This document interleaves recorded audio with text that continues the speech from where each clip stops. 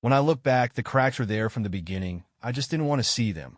Marriage, I thought, was supposed to be about unconditional love and support. I held on to that belief, even when things between Sarah and me started to feel off.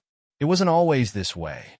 When we first met, Sarah was full of life, funny, driven, and always the center of attention. I fell hard and fast for her, and for a while, it felt like she fell just as hard for me. We built a life together, full of promises and plans, but somewhere along the way, those promises got lost. The first real sign of trouble came when Sarah set a strange and hurtful condition for our intimacy. She limited it to only 4 times a year, and it was tied to my weight loss progress. At first, I told myself this was her way of motivating me to get healthy. I'd struggled with my weight for years, and Sarah had always been vocal about how much she valued physical fitness. But deep down, it stung. It felt like I was being punished, as though her love and attention were things I had to earn. I threw myself into the weight loss journey, desperate to meet her expectations. I changed my diet, hit the gym relentlessly, and pushed myself harder than I ever had. Over the course of a year, I lost 118 pounds. Everyone around me noticed the change, praising my dedication and transformation. Everyone, it seemed, except Sarah. Even after all that, Sarah's attitude didn't improve. If anything, she became more distant. I'd catch her staring off during conversations or glued to her phone when we were supposed to be spending time together. The little things that used to connect us, shared laughter, quiet moments, even a simple good-night kiss, began to disappear. At the time, I told myself we were just going through a rough patch, that the distance was temporary. But deep down, I knew something wasn't right.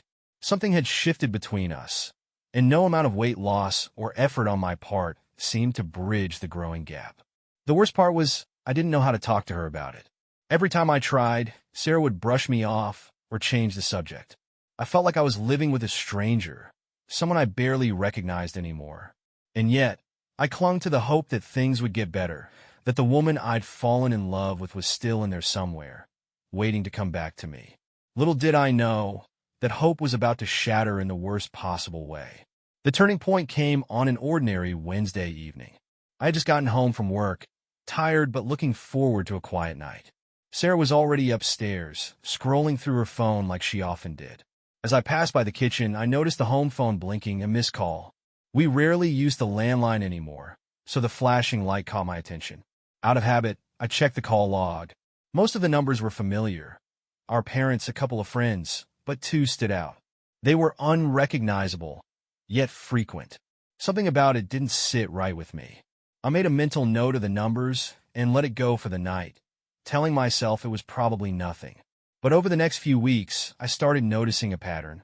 Whenever I was at work or out for my weekly golf game, those same numbers would pop up in the call log.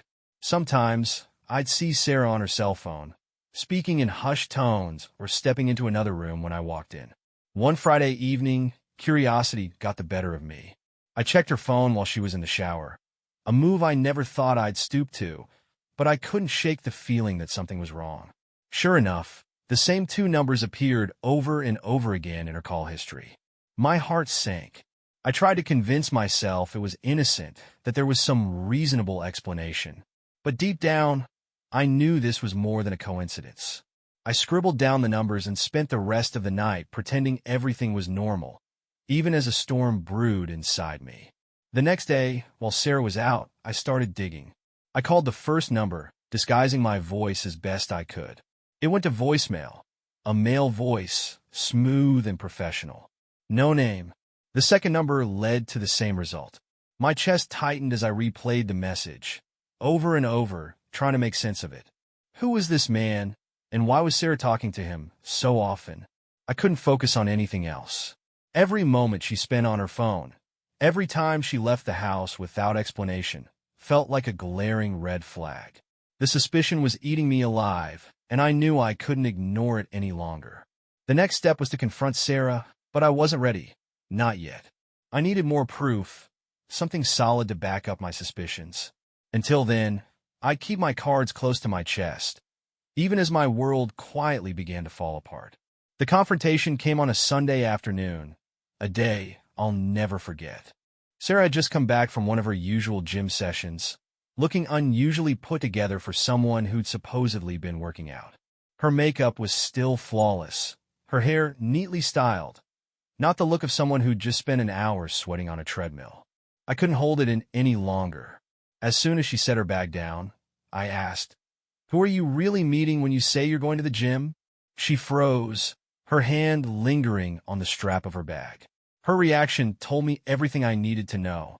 After a moment, she laughed nervously and said, "What are you talking about? I go to the gym, just like I always do." Her casual denial only fueled my anger. I reached into my pocket and pulled out a slip of paper where I'd written the 2 phone numbers. "These numbers, you call them constantly. One of them belongs to Tony, doesn't it?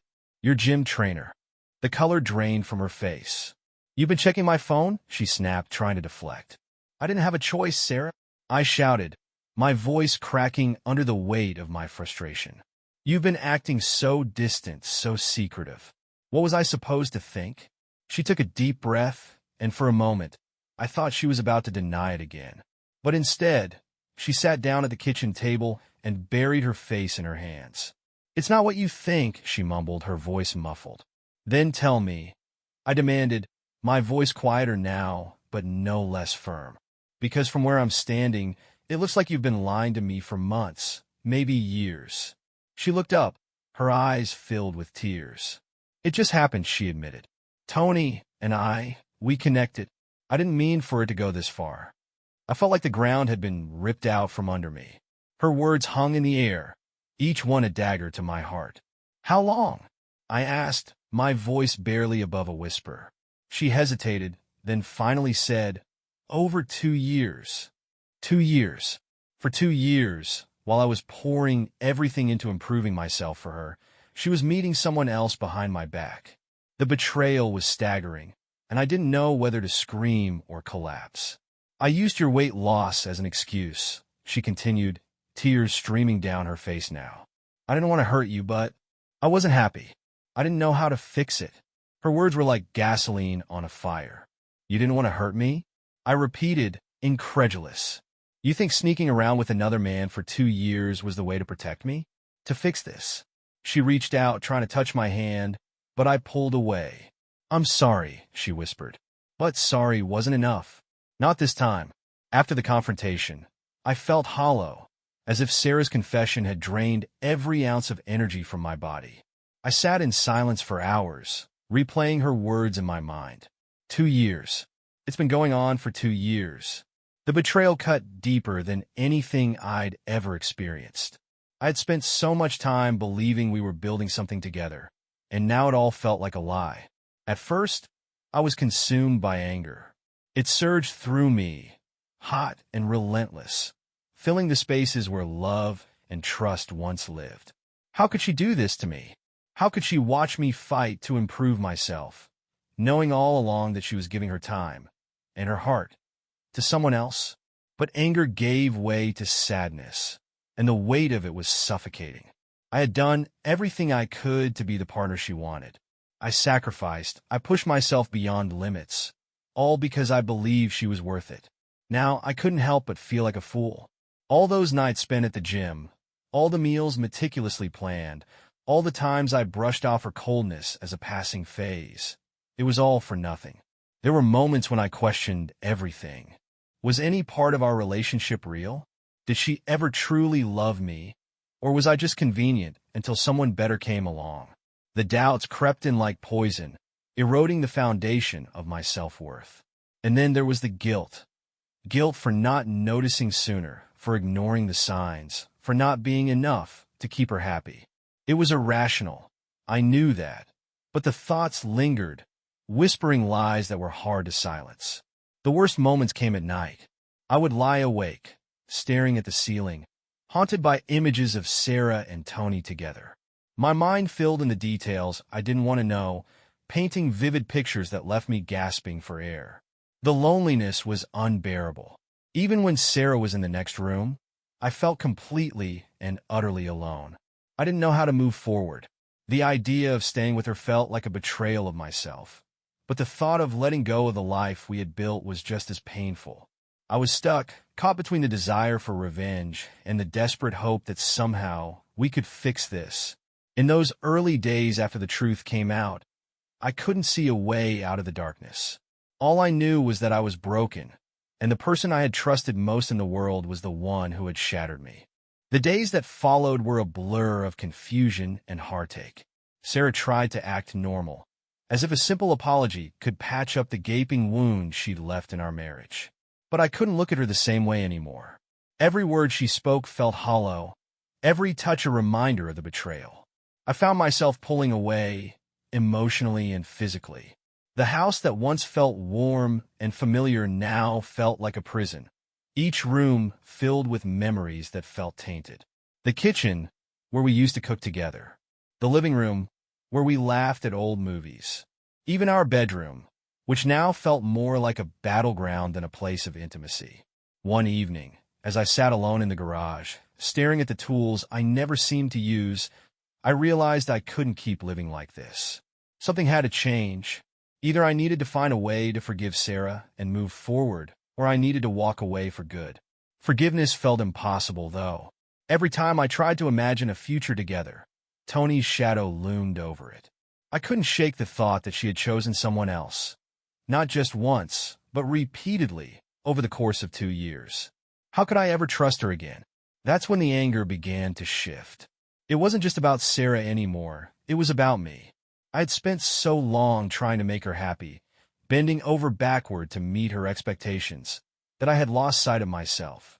My self-worth, my happiness, my identity, it had all become wrapped up in her approval. I couldn't let that continue. I realized I deserved more than this. More than lies and broken promises. More than being someone's second choice. For the first time in years, I started thinking about what I wanted, what I needed, and it was like a spark had been lit in the darkness. That night, I made a decision. I would stop waiting for Sarah to fix this. If I was going to heal, it had to come from me. Whether that meant staying or leaving, I wasn't sure yet. But one thing was certain, I wasn't going to let her betrayal define me. The turning point wasn't dramatic. There was no grand gesture or sudden epiphany. It was quiet and personal, a shift deep within me. But it was enough to give me the strength to take the first step toward reclaiming my life. With my decision to take control of the situation, I knew I couldn't rely solely on Sarah's version of events. If I was going to move forward, I needed the full truth, no matter how painful it might be. I started with the phone numbers. The first one I had already linked to Tony, but the second remained a mystery. I ran a reverse lookup online and discovered it belonged to a local cafe, one Sarah had mentioned only in passing. I decided to visit the cafe the next time Sarah said she was heading to the gym. My heart pounded as I parked outside and walked in, scanning the room for any sign of her. Sure enough, there she was sitting in a corner booth, her back to me. Across from her sat Tony, leaning in close with a grin that made my stomach churn. I froze for a moment, unsure whether to confront them on the spot or walk away. But I couldn't tear my eyes away. They were laughing, sharing what seemed like an inside joke. Watching them, I felt like an outsider in my own life, a ghost in the shadows of their secret world. When I finally left the cafe, I felt both vindicated and devastated. It was no longer just a suspicion, it was real. The betrayal was right there in front of me, undeniable and raw. But I wasn't done. I needed to know how deep this went. I reached out to a friend, Brenda, who worked as a bartender and had a knack for uncovering secrets. When I told her everything, she didn't hesitate to help. If she's been meeting him for 2 years, there's bound to be a pattern, Brenda said. Let me do some digging. Over the next few days, Brenda kept me updated. She tracked Sarah's movements, followed up on tips, and even spoke to people who frequented the cafe. The pieces of the puzzle started to come together. Their Wednesday and Friday meetups, the gym as a convenient cover, and even mutual friends who seemed to know more than they'd let on. When Brenda handed me her findings, it felt like holding a map of my wife's double life. There was no denying the depth of her betrayal now. I had the proof I needed, but it brought me no comfort. If anything, it deepened the ache in my chest. Still, there was something empowering about having the truth laid bare. For so long, I'd felt like I was in the dark, grasping at shadows. Now I saw everything clearly, and it gave me the clarity I needed to figure out my next steps. With everything I had learned, I knew it was time for one last confrontation with Sarah. This time, there would be no room for deflection or excuses. I had the truth in hand, and I needed her to see that I was no longer the naive, hopeful husband she'd been stringing along. I waited until a Friday evening, one of her usual gym nights. When she came home, her face was flushed, but not with the exertion of exercise. It was the glow of someone who had just spent time with someone they cared about.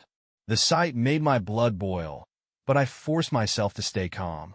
"Sarah," I began, sitting at the dining table with a folder in front of me. "We need to talk." She hesitated, clearly sensing the seriousness in my tone. "What is it now?" she asked, feigning annoyance as she dropped her bag by the door. I gestured to the seat across from me. "Sit down." She reluctantly complied, folding her arms defensively. "What's this about?" I slid the folder toward her and opened it, revealing the evidence Brenda had gathered. Photos of her and Tony at the cafe, records of the phone calls, even timestamps matching her supposed gym visits to her actual whereabouts. Her face turned pale as she flipped through the pages. You've been spying on me?" she stammered, her voice wavering between anger and panic. "I've been finding out the truth." I corrected, my voice firm. "Something you should have told me yourself. I gave you the chance, Sarah, but you lied to my face. Over and over again." She closed the folder and looked at me, tears welling up in her eyes. "I didn't mean for it to go this far," she whispered. "It started as a distraction, something harmless. But then it got complicated." "Complicated?" I snapped, my voice rising. "You've been meeting him for 2 years, Sarah. 2 years while I was killing myself trying to be the man you wanted. And all along, you were sneaking around with him. Do you have any idea what that's done to me?" She started to cry, but her tears didn't move me. "I'm sorry," she said, the words sounding hollow. "I never wanted to hurt you." "Then why did you?" I demanded, slamming my hand on the table. "Why didn't you just tell me the truth? Why string me along? Make me think we had a chance when you were already checked out of this marriage?" She didn't have an answer. For the first time in a long time, she was speechless. And in that moment, I realized there was nothing left to say. I stood up, looking down at her as she sat there, defeated. "I deserve better than this," I said quietly. "And I'm done trying to fix something you've already destroyed." Without waiting for a response, I walked away, leaving her sitting there in silence. It was the hardest thing I'd ever done, but also the most liberating. For the first time in years, I felt like I was taking control of my own life. And it was a feeling I wasn't going to let go of. Walking away from that conversation left me numb.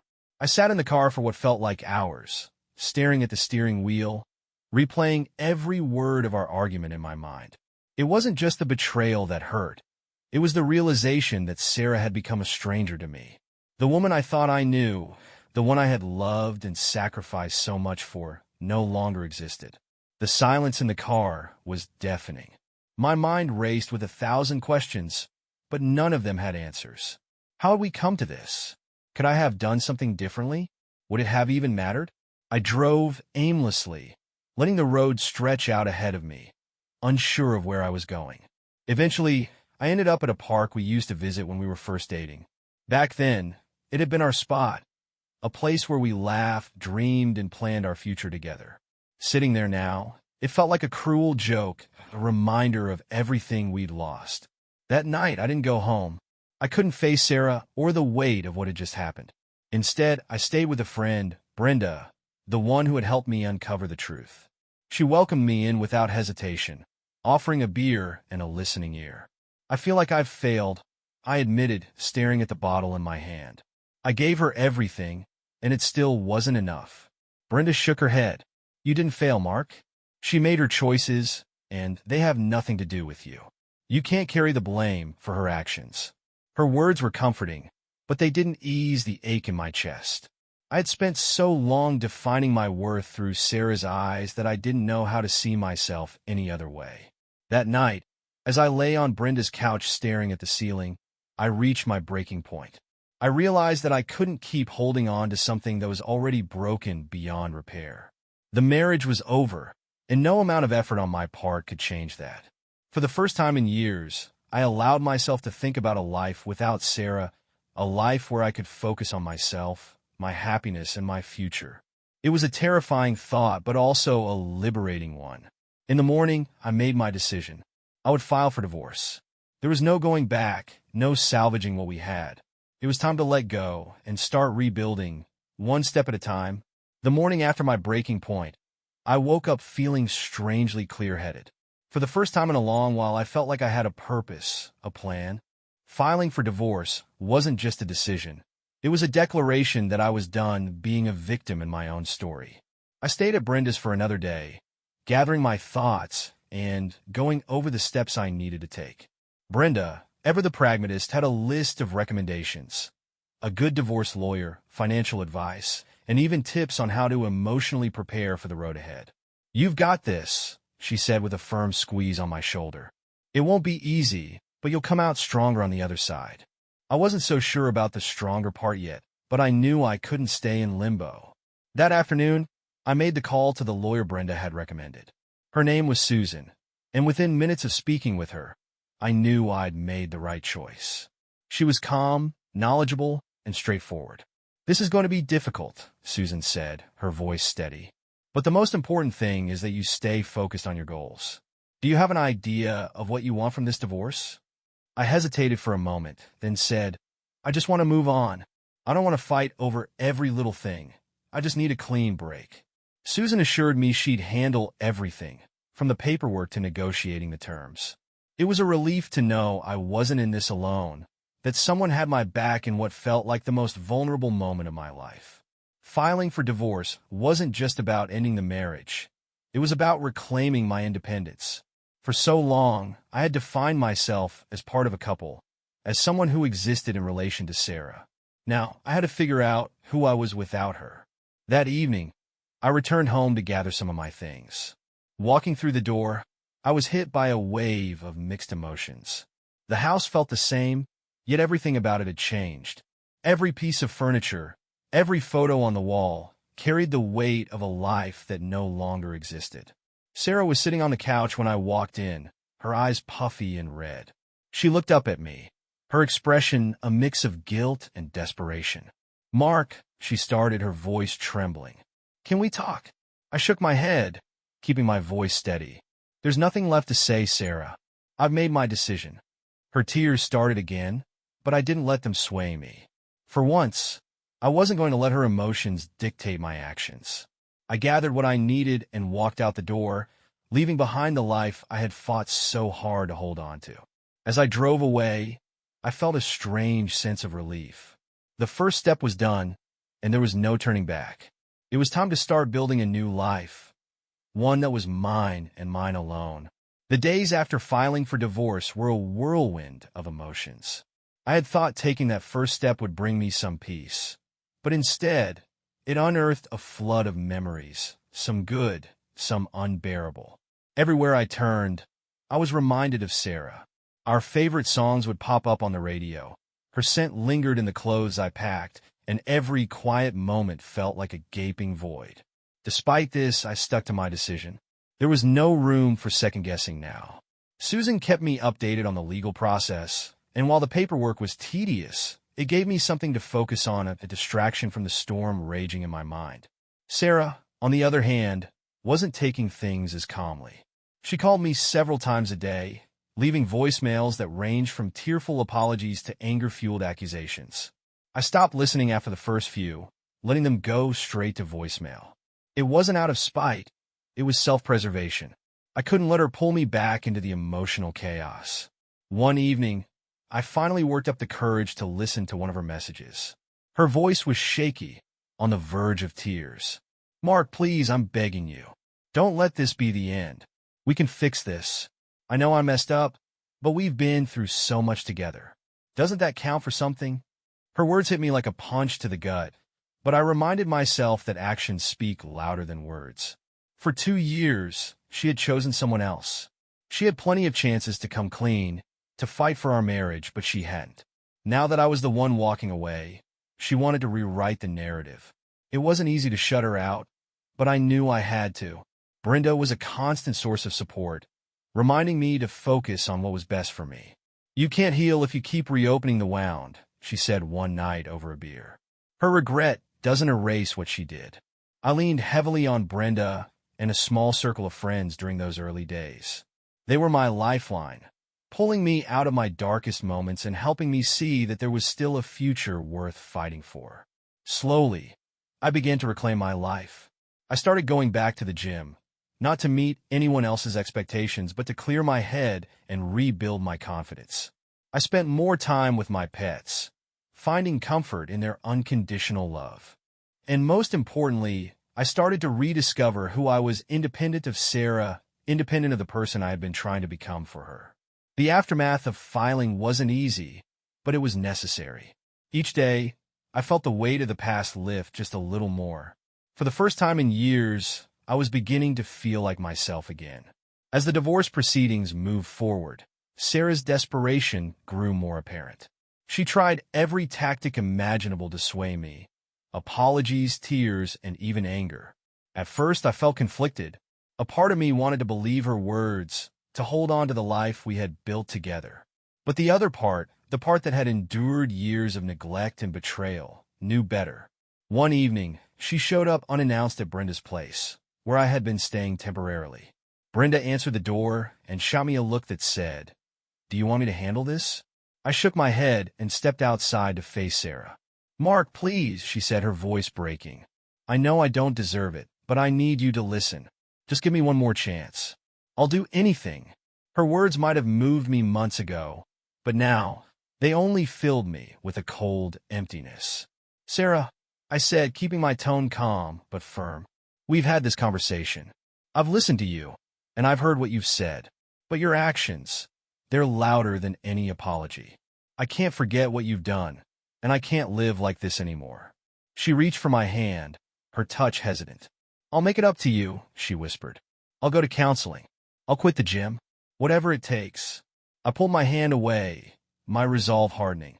"It's not just about what you're willing to do now. It's about the choices you made then. For 2 years, you made me feel like I wasn't enough. You lied to me, Sarah. And the worst part?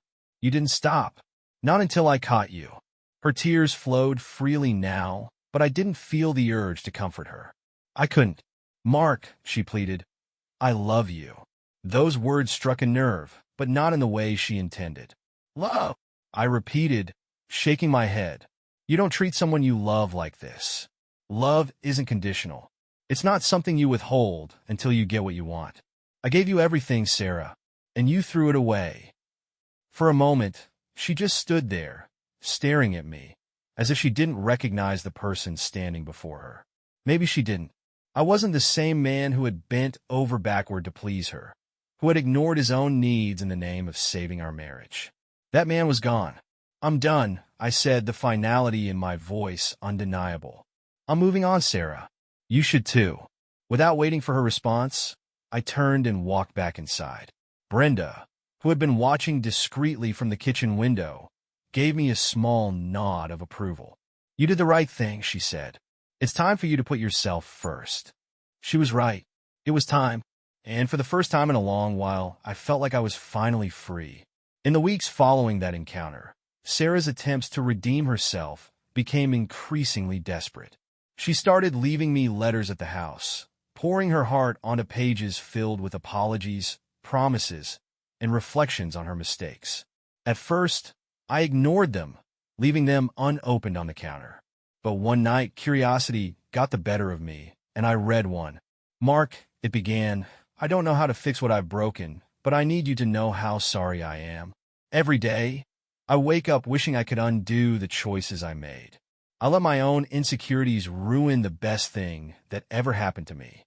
She wrote about how my weight loss journey had made her feel inadequate, as if I was outgrowing her emotionally and physically.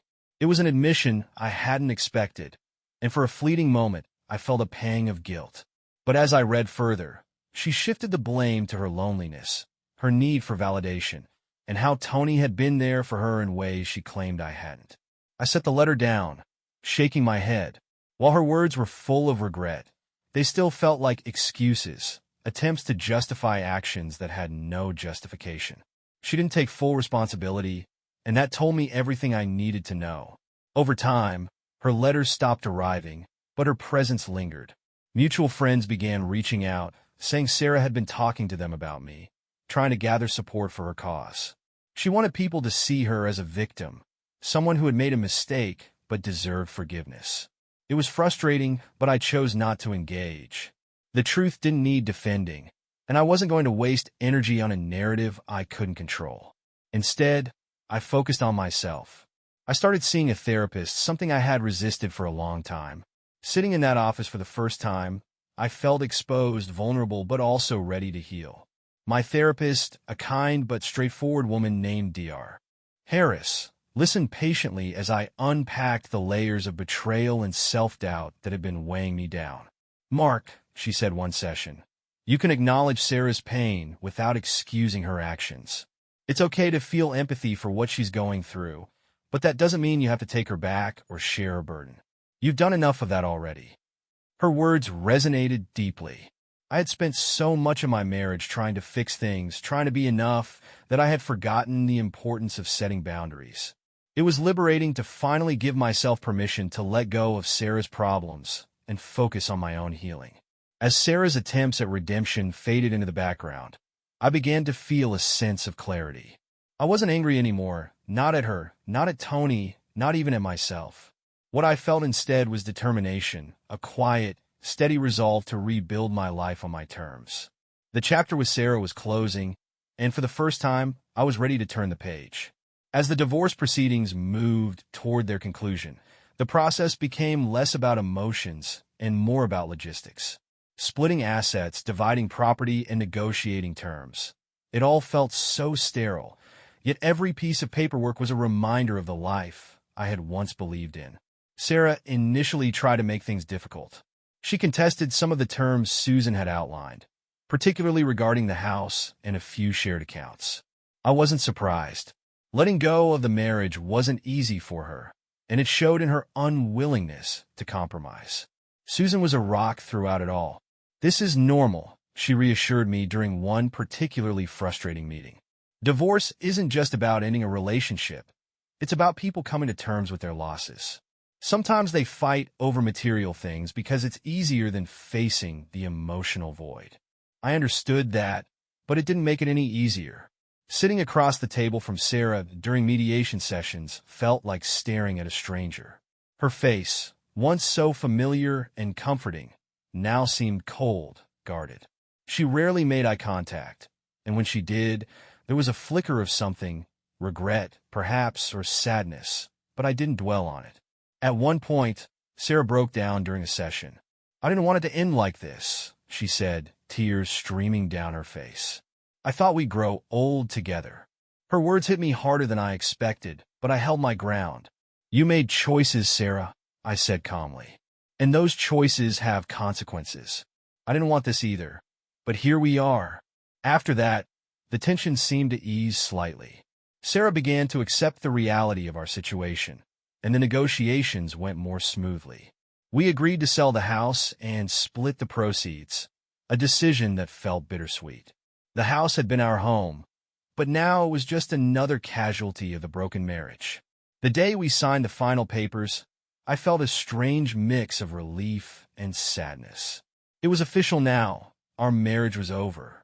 Sarah lingered for a moment after the meeting, as if she wanted to say something, but in the end, she simply nodded and walked away.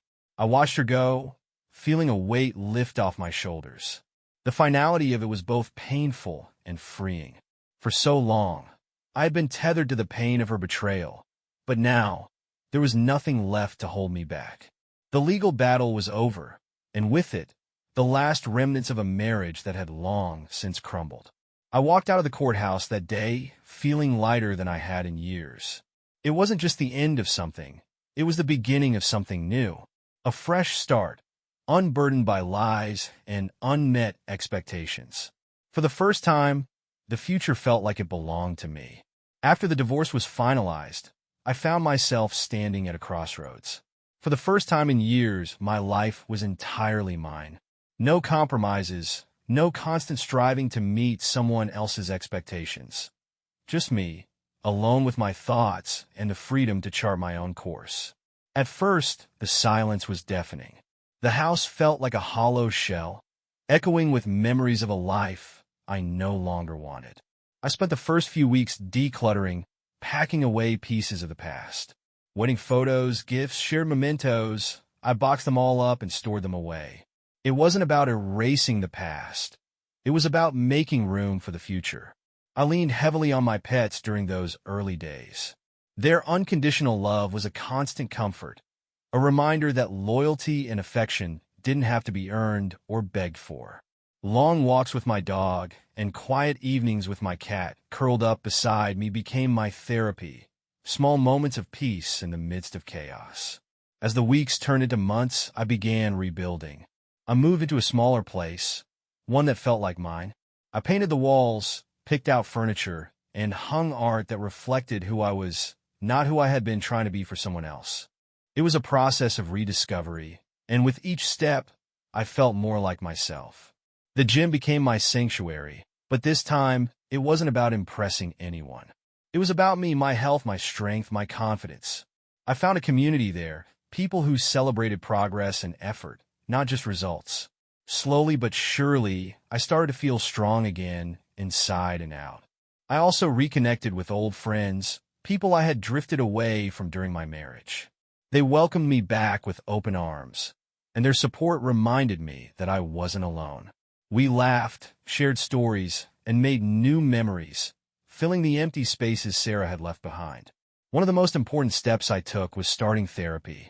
Dr. Harris helped me navigate the tangled emotions I still carried: anger, sadness, and even moments of doubt.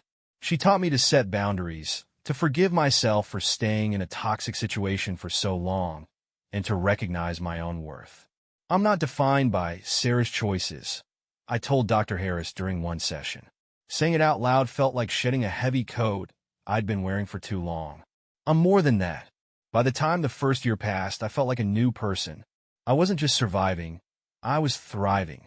The pain of betrayal had been replaced by the joy of self-discovery, and I finally felt ready to embrace the future, whatever it held.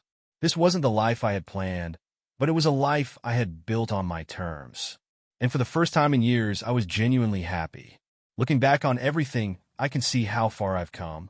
The pain of betrayal, the gut-wrenching nights of doubt, and the moments of anger and heartbreak, they all feel like they belong to a different version of me. A version that was lost but needed to be broken to find his way again. If you had told me back then that I would emerge stronger, I wouldn't have believed you. But now, standing here, I can say without hesitation that the experience shaped me in ways I never thought possible. It forced me to confront the parts of myself I had ignored for so long. The insecurities, the tendency to put others' needs above my own, the fear of being alone. I learned that love should never come with conditions. True love isn't something you have to earn or prove. It's given freely, with acceptance and respect. Sarah's betrayal was devastating, but it taught me that I deserve a love that matches the effort and commitment I bring to the table. I also learned the value of self-worth. For years, I had tied my identity to being Sarah's husband, to meeting her standards and living up to her expectations. Letting go of that identity was terrifying, but it was also liberating. I found myself in the process of losing her, and that discovery has been the greatest gift of all. To anyone going through a similar experience, my advice is simple. Trust your instincts. If something feels wrong, don't ignore it. And if you find yourself in a situation where you're constantly giving but not receiving, remember that you deserve better. You deserve honesty, respect, and love, not excuses or half-hearted promises. Healing takes time, and it's not a linear process. There will be setbacks and moments of doubt, but each step forward, no matter how small, brings you closer to the life you deserve. Surround yourself with people who uplift you, invest in your own growth, and don't be afraid to seek help when you need it. There's no shame in leaning on others when the weight feels too heavy. As for me, I've moved on, but I haven't closed myself off to the idea of love. I've learned that it's okay to be cautious, to set boundaries, and to take things at my own pace. The scars from the past are still there, but they don't define me. They're just reminders of what I've overcome. Life doesn't always go the way we plan, but sometimes the detours lead us to places we never imagined. I'm not the same person I was when I started this journey, and for that, I'm grateful. This is my story, but it's also my beginning. A new chapter, written on my own terms, with hope and strength guiding the way forward.